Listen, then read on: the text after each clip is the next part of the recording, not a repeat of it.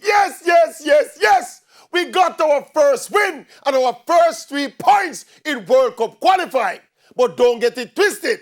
We have by no means found the magic formula to take us all the way to Qatar. Yes, it was a big win, but that Honduras team, them no good. And we must get better going forward in the campaign and going forward as an offensive unit.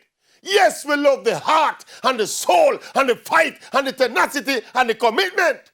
But we are not going to beat the better, more organized teams without a creative component to our game. In other words, it's not every game we're going to win with grit and fight and determination against some teams.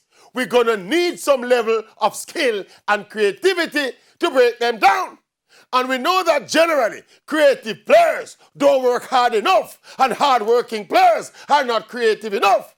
But it's a balancing act that the coaching staff simply must address. Well, yeah, we have to tell them, Jamaica.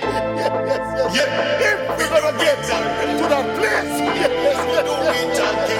if we're going to travel far to that place, yo, me tell them, yo,